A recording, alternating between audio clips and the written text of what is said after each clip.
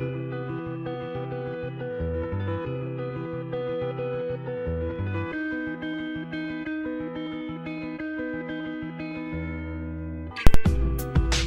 Nation, join us now for Family Mix Mondays with licensed professional counselor Jaketra Bryant.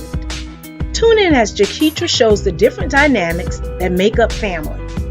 Whether you represent the nuclear family, single parent, extended, grandparent, or blended family, Jaketra has tips and advice designed to strengthen your family's structure.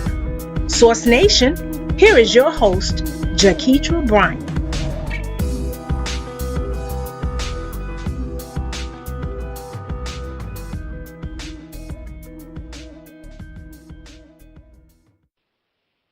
Good evening, Source Nation. I am your host, Jaketra Bryant, and I want to welcome you to Family Mix Mondays, a show where I discuss issues that are currently in our homes, within our parents, within our communities, within our different races that we need to break.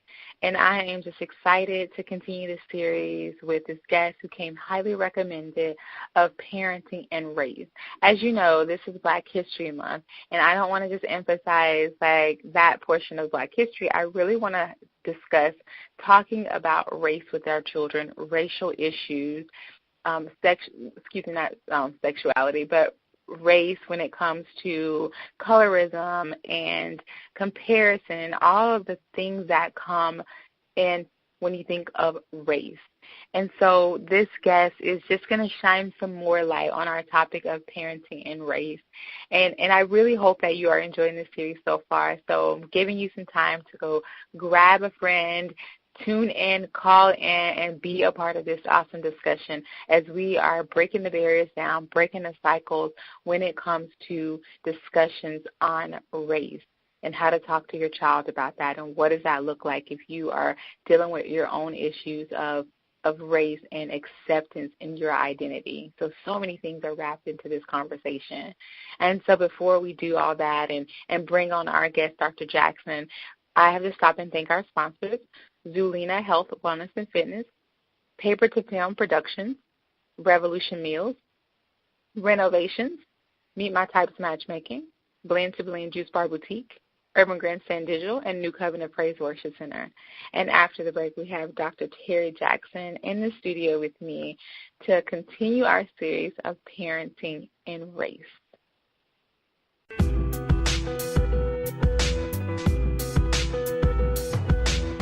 Source Nation, stay tuned. You're listening live to Family Mix Mondays with your host, Jaketra Bryant.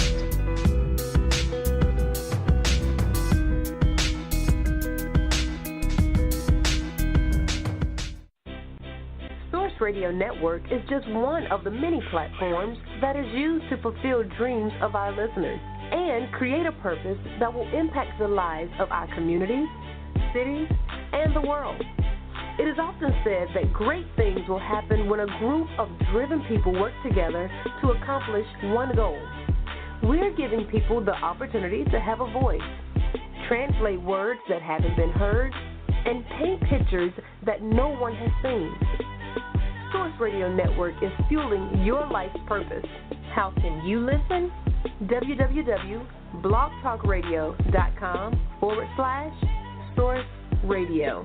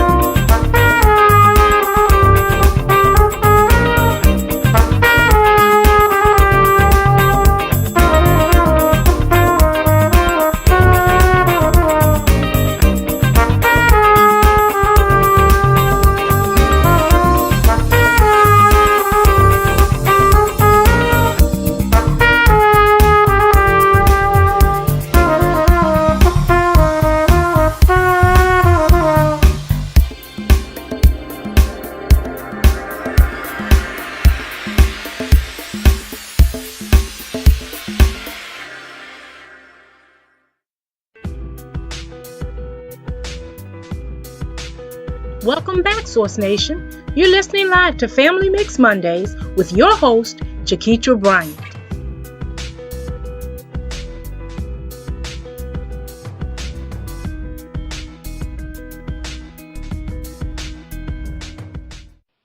Welcome back, Source Nation. Again, I'm your host, Jaketra Bryant, and I just want to remind you that you are listening to Family Mix Mondays, and we are continuing our series of parenting and race. And there's so many topics, again, that we can discuss when it comes to race. And I want to encourage you, once again, to have these conversations with your children about skin color, hair texture, all the information that you're getting. Don't be afraid. The conversation is needed. And so I can go on and on, but I want to tell you about my guest, Mr. Terry Jackson. He is a highly accomplished, experienced, and dynamic executive advisor, thought leader, and organizational consultant. Terry is a member of the prestigious Marshall Goldsmith 100 Coaches. Terry is an executive advisor, coach, and consultant for the U.S. State Department International Information Program. Terry's passion and purpose is helping others improve their quality of life and achieve performance excellence. And I do believe we have our guest in the studio. Hello, Dr. Jackson. Thank you so much for joining me tonight.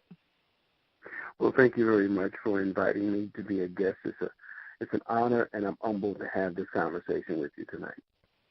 Yes. Thank you again. And if you would, just tell Source Nation just more about you, what new things you have going on. Perhaps they can join you in some of that stuff. Oh, well, thank you so very much. Dr. Terry Jackson. I'm actually a business consultant and owner of JCG Consulting Group. We do leadership development, strategic planning, process improvement. Just here recently, I was named one of the top 100 leadership trainers and coaches and minds in the world by Marshall Goldsmith, and I was made a part of his Marshall Goldsmith 100 coaches, and so I'm extremely excited about that. I am one who challenges the status quo all the time. So, my background has been corporate America. I have a book out about challenging the status quo. It's called Transformational Thinking. But I just try to pay it forward, what my experiences have been, not only in corporate America, but as an African-American male in this country. Wow, that's impressive. Oh, my goodness. And you came highly recommended, and so I'm just honored just to be able to get to know you and just to have this conversation. And so, Dr. Jackson, we have been talking about, parenting and race. I think this is a conversation that gets overlooked, but yet we look at it every day.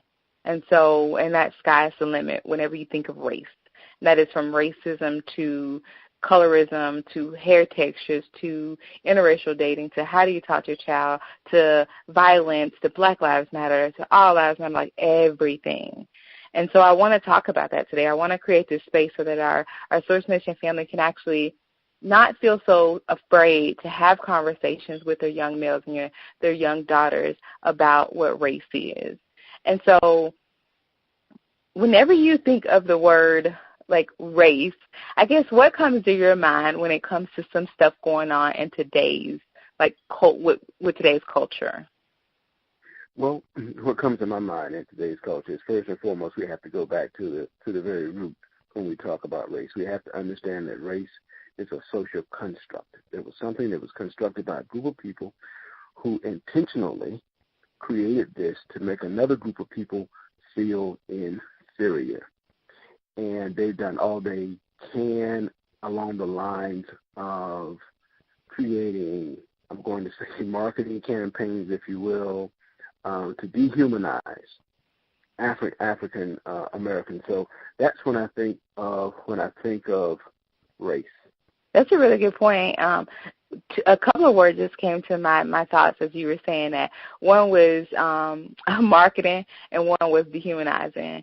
And so when I think of race, for some odd reason, and I guess it's because of a lot of the issues that have been going on within the past 5 years or so, maybe more than that with the killings, is immediately a division. And then it centers around black-white. And even though there are other races that definitely have a race, but it immediately, my thoughts go to that. And I think I share that with a lot of people where it's like that division, anger, like just all that comes up. And so where do you think we've kind of, like, I guess, how do you think we got here where it became some dehumanizing and a marketing type of ordeal when we talk about race? Well, historically, when you take a look at how we've been treated in the media, how we've been treated not only in the media but face-to-face by others who have assumed the position of being superior, that's what put us here. I can just give you a little bit of my background. I grew up in the South. I grew up in segregation, and so I've seen segregation to desegregation. I've seen the whites-only water fountain and the Negro water fountain. So I saw that. And so there is a paradigm that says that one group of people is superior to another because they've created this whole story around what makes them superior to blacks. And so we got there because of the lack of ownership of our own media, the lack of being able to create our own narrative and disseminate that narrative so that we can, I guess, deconstruct the minds of black people and reconstruct it with the positive message. You know, again, if you go back to the movie Malcolm X and you take a look when Malcolm talked about the words in the dictionary, and everything in black in the dictionary is negative and everything in white in the dictionary is pure. So it has been a process of continual brainwashing to show the lack of value for the skin color that we know as black. That's a really good point. As you were talking, I was thinking, so I'm originally from Birmingham, Alabama. So I was born and raised in the South and moved to Atlanta maybe like 12 years ago. So another part of the South is very historic. And so my mom and my grandmother, who just turned 100 last week, I'm so excited to have that in my blood, just turned 100 last week. Her and my mom are history for Alabama. They were in the front line of the Birmingham stuff, from the dogs to all of it. So they made sure that they poured that history in us. And they made sure they poured it in a light that, hey, this happened to us because of this. This is where this street was. This is what was going on during this time. And then we did get a different narrative. And so you brought up a good point about, like, this narrative and the negative side, like that white is right or another color is wrong. And so, like, how do we talk to our children about finding out this truth instead of kind of going with what has been passed on and we still not reach a divide? How can we maybe have that conversation and reach more of a positive thought? You know, that's an excellent question, because when people ask me today what's wrong with our youth, I say we are what's wrong with the youth, meaning we have done a poor job at teaching our history to our children.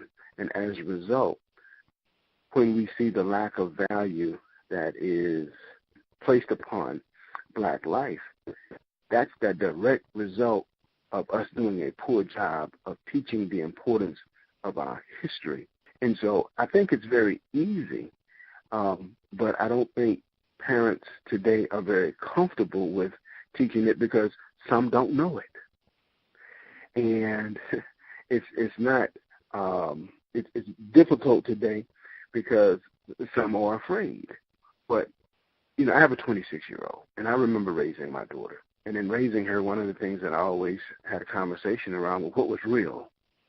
You know, I would sit her down and not talk to her like a child, but have the conversation in such a fashion that she understood at her age what I was telling her, talking to her about black history and what the truth and the facts are of black history, and showing her the books and getting her to compare and contrast that to what was actually in the history books in school, and then helping her to bridge that gap and, you know, answering any questions that she may have had. Now, what I wanted to do was remove the emotionalism of it all, to understand that I'm in teaching mode, meaning that it is my goal to tell her and answer all questions until she understands. And so that means that you have to be patient as a parent because, the curious mind of the child wants to know if I'm living in this society and I can go out here to the mall today and buy these gym shoes or buy these computer games, and when I go to school I have these friends and some of my friends are white. How would things ever like that? Because they don't know what that is.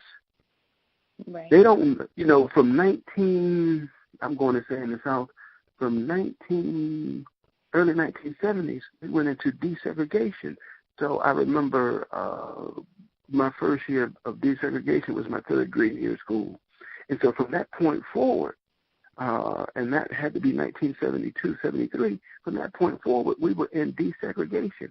So anything and everyone after that has no clue of what it really means to be in a segregated society. And when they go up today, they can go anywhere they want to go, even though the president might be saying what he's saying, even though Congress may be doing what they're doing, they still see and believe, because quite a few of them have friends that are white, that everything is okay. And so you have to teach the history. We're one of the few people who don't teach our history well. Everyone else does. We are embarrassed by our history because many of us think that the history began with the transatlantic slave trade, but we don't go back to 5 and 10 and 15 and 20,000 years well before that. So in talking to them, you not only have to talk about the transatlantic slave trade, but you got to talk about the great kings of Africa, the great queens of Africa. You have to talk about Mansa Musa, who was the richest man who ever lived. And that's historically documented because Forbes and Time wrote articles. So the parent has to be well-versed in black history in order to have those conversations, and I'm sorry to say that I don't think too many are. No, I agree. It's not. That's what made me kind of come up with this. As I was just discussing it, I work at a university at Georgia State, and at the university, oh my goodness, my clients are very, very, my population is very diverse, to every particular religion, to every particular race, to every particular sexuality. And they don't have a clue. You're right. They are truly into technology and truly into whatever picture they see. They may see a couple of pictures on the news, but that's not something they're watching every day. They're more so watching social media and Snapchat. And so you're absolutely right. There is this lack of there's one, I do believe there aren't any parents, like you mentioned, there aren't any parents actually talking about history that keeps going back. I think for some reason it stopped at slavery. So whenever I hear people talking, it's always right there. And so I agree, of course there's history right before that, but for some reason we get stuck right there. And then that may be the conversation. Or even at the 60s, I think my family only started talking to me because my grandma was born in 1918. So I got the history there a lot, and I got the history of Alabama. But even in our schools, we had Alabama history, no African American studies, no anything beyond we had world studies, but of course they focused on the generals and the lieutenants of New Orleans and the trades and things like that. But there were none of my college years had any African history associated with it, or any women's studies or women's rights or anything pertaining to a different culture other than the predominantly white culture. Well, and so it's definitely not in schools. No, you have to understand why that is the case. When you understand that we are in a society that's a European-dominated society, why would a European teach you something about your history that can be liberating to you versus continuing to indoctrinate you into a system that's going to show and prove, based off of their thought processes, their superiority? When you understand that at the very root of this thing called race and racism, race in and of itself doesn't exist, but racism does. And so at its very root is to be subversive, to be hated, to be dominated, and the domination is purely economic, right? Because it's always been about resources. From the transatlantic slave trade up to today, It's always been about who control the resources, control the world. Racism is one of the most divisive topics and conversations you can have, but that's intentional. When you speak purely from a scientific perspective and you forget the conversation of race, and this is a conversation that you have to become learned about and have this conversation with your children to get them to understand that the first being was a heavily melanated being. That heavily melanated being was created and born and placed in Africa. Only heavily melanated beings, people with hue and color, came out of Africa because, see, nature didn't create color. Nature didn't create race. Nature gave us melanin. And when we look at the plants and we look at the soil and we look at ourselves, the darker we are, the more protection we have from the UV rays of the sun. The lighter we are, the more we have those issues with the sun, skin cancer.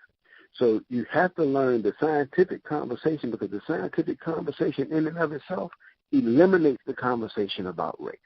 Mm-hmm. Because now you make it a scientific, fact-found conversation versus an emotional conversation. So the question is, how do you disseminate that kind of scientific conversation to your child? I think it's very simple. They're learning science in school anyway. You take them outside, you look at the soil. You see how dark the soil is. Then if you have a beach around, if you have water around, take them down to the water. You'll see white sand down there. Then you compare and contrast the dark soil and the rich soil, the vegetation in the dark soil versus the vegetation in the white soil. So you have to use analogies, right? You have to use examples about that scientific conversation. But race is, like I said, racism is real. Race isn't. All we have to do is look at when we look at a job application, right? And they have the races there. They have Latino or Hispanic, and they have black, and black American and not black from so and so. It doesn't make any sense to me, because under white they have white, but they don't have Jewish. Right. And so that tells you that Jews. Right. So there's no other sub. Right. Exactly. Yeah, that is true. So, that is true. Yeah, and so we've been indoctrinated into a system again, and it's a global system, right? That shows that whites are superior, even though they only make up about 13 to 15% of the world's population. We just happen to be in a country where roughly about 45, 46% are Caucasian, so they make up the majority of this. But I would say use examples to teach about melanin, about chlorophyll, because that's what nature created, and it's dark and it's protective. And then you go into things like coal, which gives power, but it's black. When you go into things like cocoa, most people don't know that vanilla ice cream, the vanilla bean in and of itself, is black. They put flavoring in the vanilla to make it white. So as you begin to move along and have those conversations, you have to show those examples to children to get them to understand and have pride in being what it is to be black. Right, which is like one of the main issues. And so I have two questions out of that, or two comments that both actually I got a lot. And so, but that is true, because I think when I was a young girl, I remember, even though all that history was poured into me and our neighborhood was all black, we went to predominantly white school because that's where our public school was district in Alabama. And this is the time, because Alabama is definitely, politically it's still kind of, it's still over there. And so we were in predominantly white school, so it's just a handful of us that were even there that were black, and probably a few per grade. And so I remember having this thought in my head that my hair didn't look like other people's hair. I mainly was talking about the white students, because there wasn't even another race in our room, except our teacher. I believe she was like Hispanic or something for kindergarten. But I remember wanting to have long hair, and I remember wanting to have lighter skin. and wanting to figure out, like, why my mom was really, really light-skinned and I would call her yellow, and why my dad was dark-skinned, and not even understanding the different colors that we all were beautiful. And my mom didn't explain that, even though she explained the history that she had walked through, that my grandmother had walked through with segregation, and they didn't pour hatred. I still, in my head, would draw these conclusions because of what I was looking at. And so I think you're right, like having conversations where we take out the emotions and discuss the beauty and not the divide of that. And so Go ahead. I apologize. Go right ahead. No, I was just like say, like, yeah, I just really love, like, your examples. If you go back to biology, if you go back to Gregory Mendel, he was a botanist, right? And as a botanist, he came up with a saying, said, you can get the recessive from the dominant, but you can't get the dominant from the recessive. And I go back to that statement because when we look at a lighter person and a darker person or having procreating, more than likely the child is going to come out with the features that are prevalent of the darker being, right? And that's what he was talking about when he said that you can get the recessive from the dominant, but you can't get the dominant from the recessive. He went on to identify recessiveness in people. And in identifying that, what he indicated that the red hair and the freckled skin was the Caucasian who had the least amount of melanin in their system. And as a result of that, from being in the sun, they couldn't be in the sun long, right? And then it goes down the line, the blonde hair and the blue eyes, okay? And you mentioned something not too long ago about hair. We have to understand what the purpose of hair is. Your hair is like an antenna, right? It actually receives your signals from the universe and is coiled. And it's coiled that way for a reason, given where we came from. Now, Caucasian hair is flat for a reason, given cold temperatures and where they come from. So when you understand the purpose of hair, and there's a great book, it's an older book, and you may be able to go on half.com or eBay and find the book. It's called Journey of the Songhai People. Songhai is S-O-N-G, I think H-A-I. In that book, it talks about the purpose of hair, because we have a tendency, some people, to want to dye their hair or wear the different colors in their hair, and that totally destroys what the purpose of hair is for. And many people don't know it because, again, from marketing, guess what they told us? If your hair is straight, it's more manageable. If it's curly and knotty, that's not attractive. But in fact, we were placed here in the image of the Creator. And the Creator, if we were placed here in His image and that first man was a heavily melanated being, then what does that say about what the Creator was?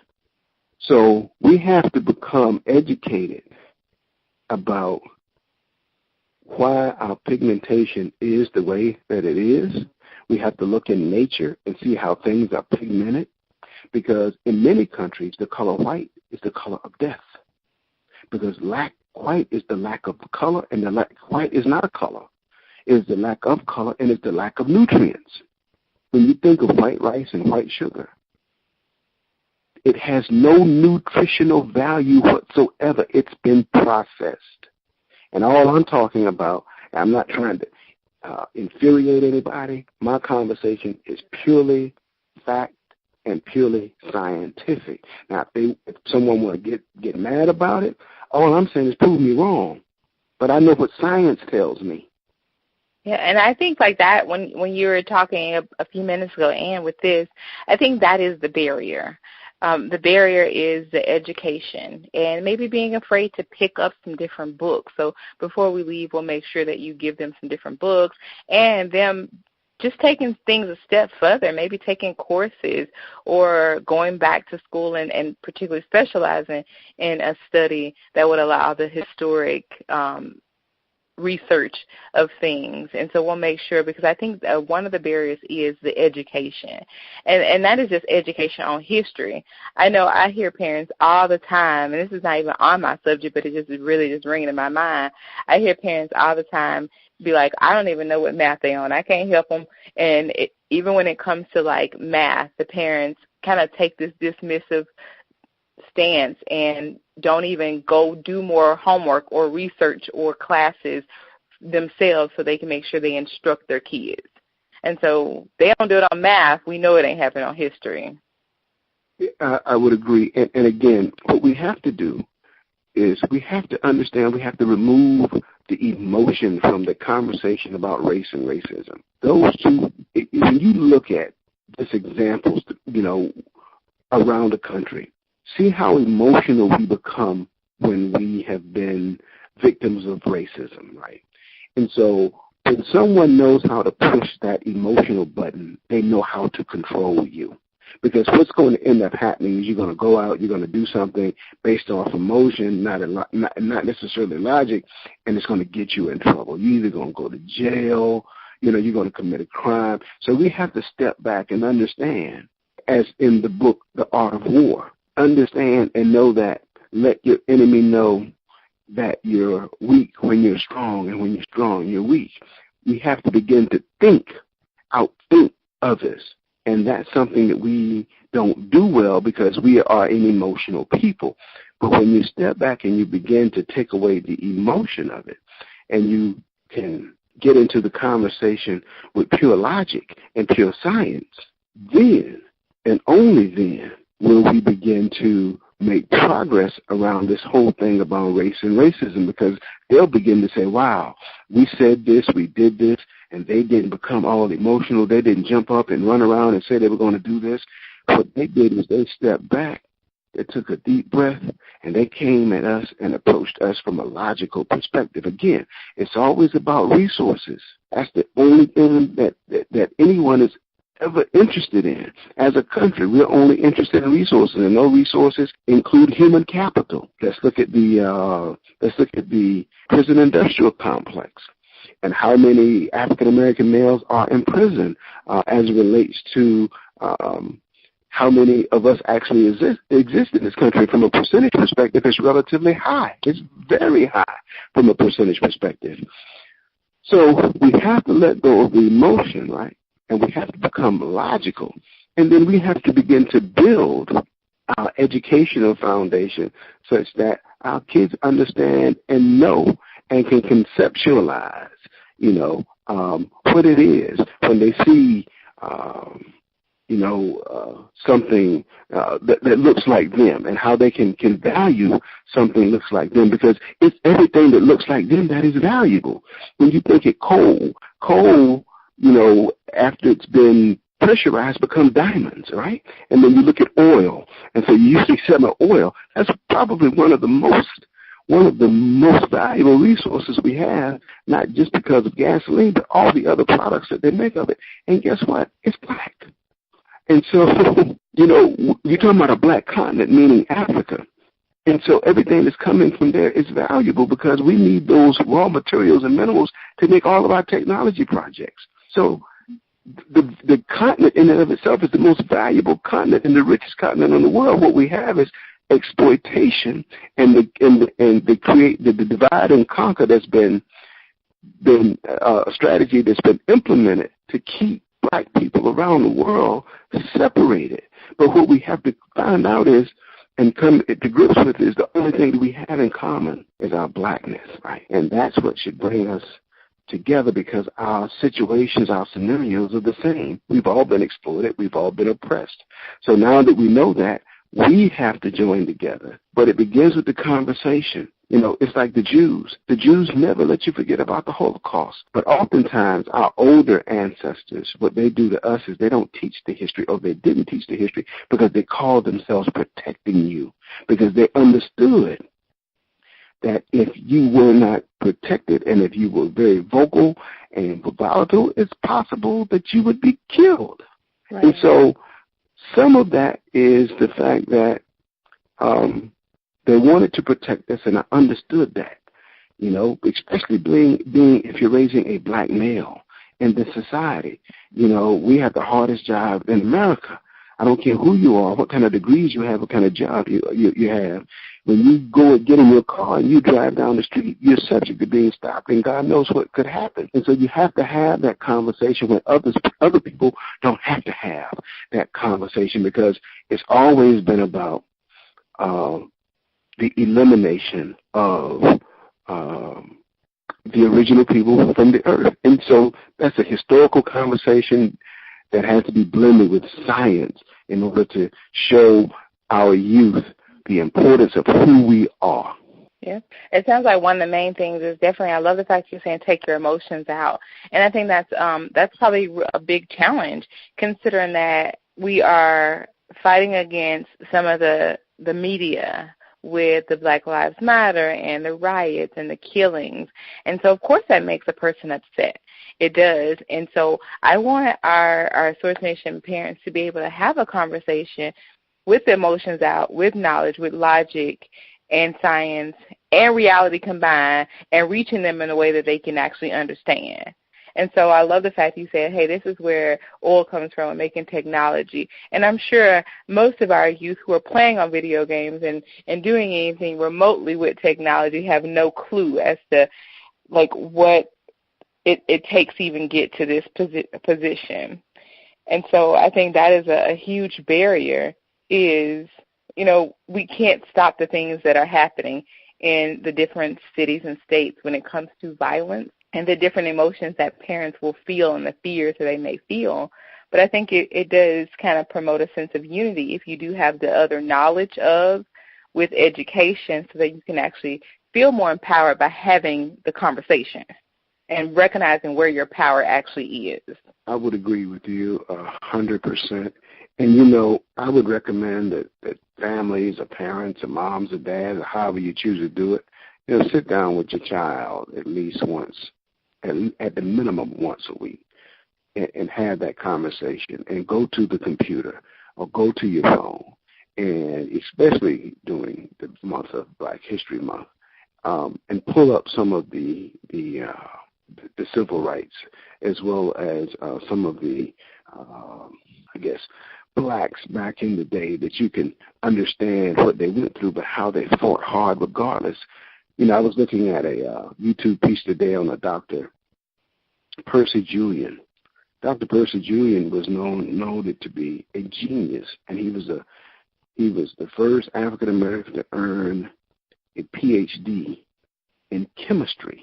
And so in looking at him and seeing what the trials and tribulations he had to go through, those are the kind of people that we have to begin to talk to our children about. So not just the regulars. And we also have to be very careful about the image that our children get of Dr. King, because everyone is talking about Dr. King being a dreamer when he was a revolutionary. He was a status quo buster. He fought the system. He shut down the system in Alabama, the busing system in Alabama. So he wasn't this peaceful yes man. He was in the face of the system each and every day, and he put his life on the line every day. And we have this tendency to think that, Dr. King, the dreamer, I have a dream. And what we have to also understand is he at some point in time began to understand, and he made a statement. He said that, it wasn't the racist white people that were the worst enemy. He said the worst enemy to him seemed to be the liberal white people, who were more interested in order than justice. So what he began to realize is, regardless of whether you were a conservative or liberal, if you were white, you still was against the liberation and civil rights for African Americans or for black people at that time. So we have to be mindful of how we paint the picture of Dr. King. It wasn't just about the dream, because toward the end of his life, he began to meet with Elijah Muhammad. He and Malcolm X wanted to partner together, and Sam Cooke was going to fund the movement. But Sam Cooke was assassinated, Malcolm X was assassinated, and then Dr. King was assassinated. But you also have to remind them of, and I know you're right there in Atlanta at Georgia State, is that the King family sued the government, and the government paid them because they said that they played a role in the assassination of Dr. King. So how much more racist can you be when you're saying that your government played a role in killing this leader? Right. It's so much with it, and you're right, like the history of it and being able to like really keep digging. And so I have my son in the Big Brothers Big Sisters program, and he has a big, and his big this month, I was so thoroughly impressed because his big actually is a 25-year-old, so very young male. So I was really blown away because that age group I just don't find. We need to grab them. And so like, as a young black male, I was thoroughly impressed with his emphasis on, like, fairness, equality, social justice, awareness.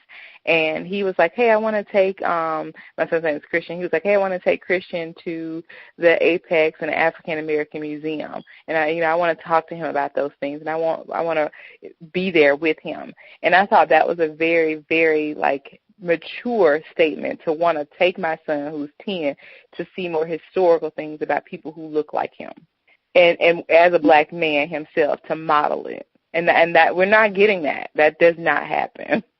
You know what I think that the parents, I'm going to say parents around my age, right, 52, 53, late 40s, mid 50s, they are beginning to have those conversations, or they are having those conversations with their children about what they experienced, right? Because, either some of them are right along the lines of segregation to desegregation, or right after segregation. And so they begin to see it, they begin to see it resurface, especially in the workplace. As I study the workplace and I look at what's happening, I've seen the evolution of the word diversity. And that evolution has gone from when it used to be trying to ensure that blacks had the same types of opportunities or was equal access to particular jobs.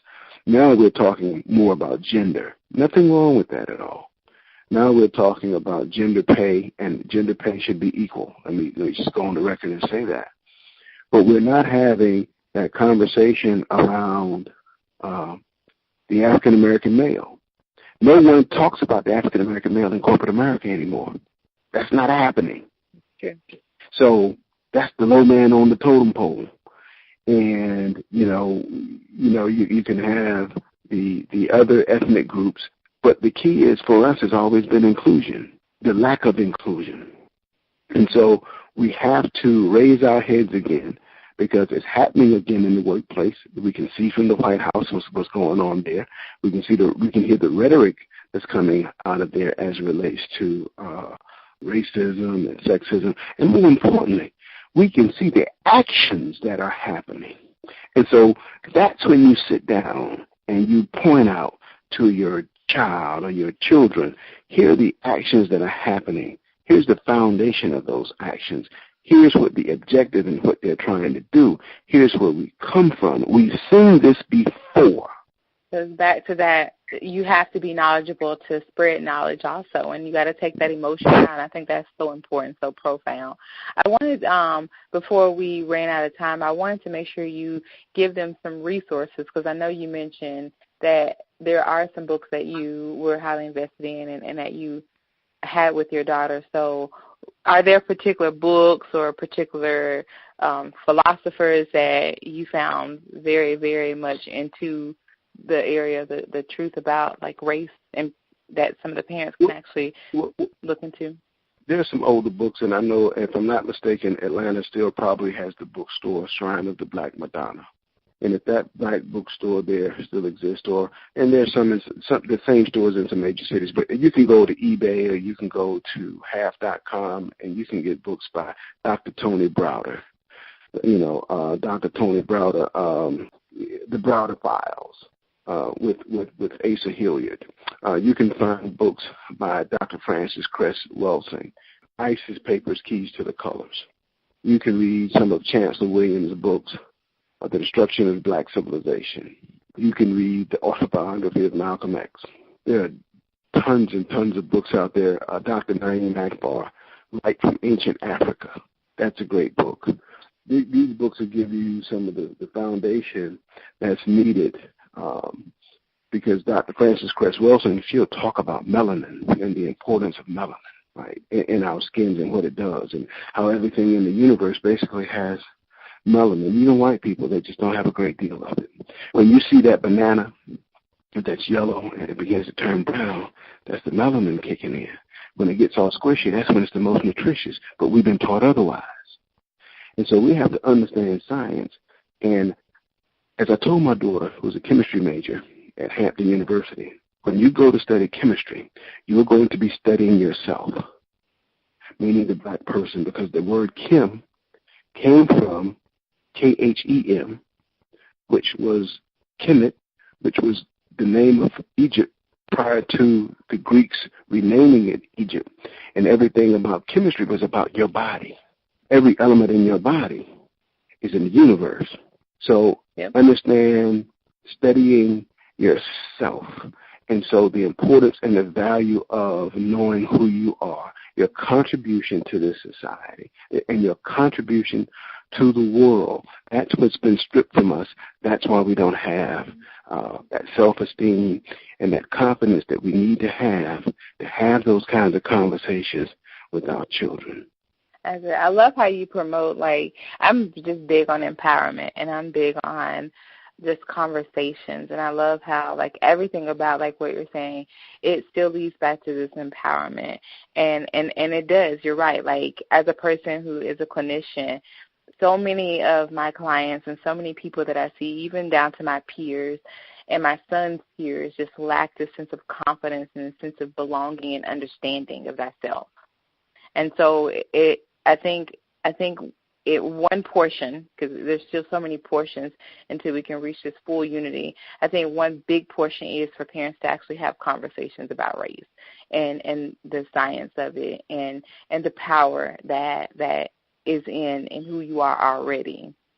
And so any last minute, like, encouraging words that you want to say, and also what is your information so that they can maybe get those books again or ask any follow-up questions? Well, thank you so very much. They can go to my website. My website is www.jcgconsultinggroup.com, and they can find my website and find what I do. If you want to find my books, actually my book, Transformational Thinking, is a bestseller on Amazon. And so there's also a workbook. Yes. Thank you. There's also a workbook called Transformational Thinking, the workbook, and that is, it gets you into working on the 3 decision models that I've created that are a part of Transformational Thinking. And the title of the book is Transformational Thinking, the first step toward achieving personal and organizational greatness. So we got to make that paradigm shift. We got to transform how we think, and that's a part of having the conversation, because we have to understand that the conversation is not about us as parents. It's about helping our children navigate this thing called race and racism across the globe.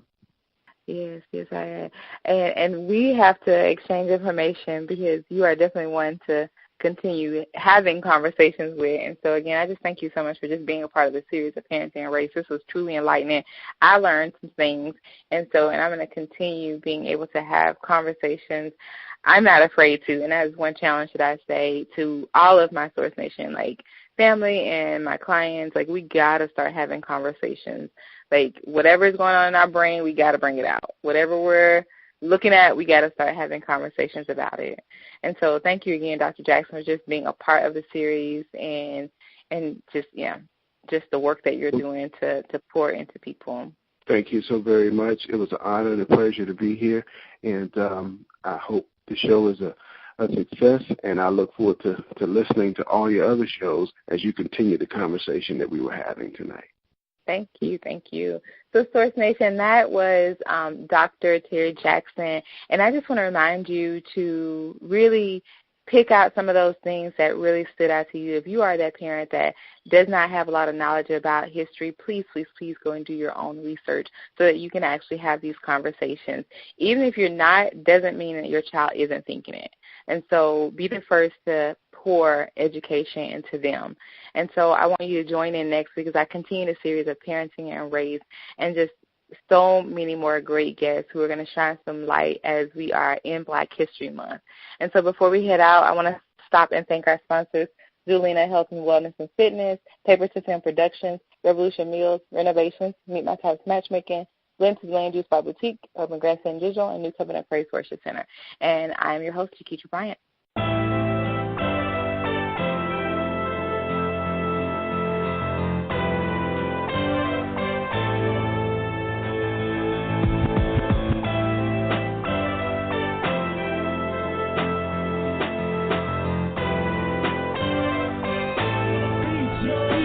Get at me for beats, y'all.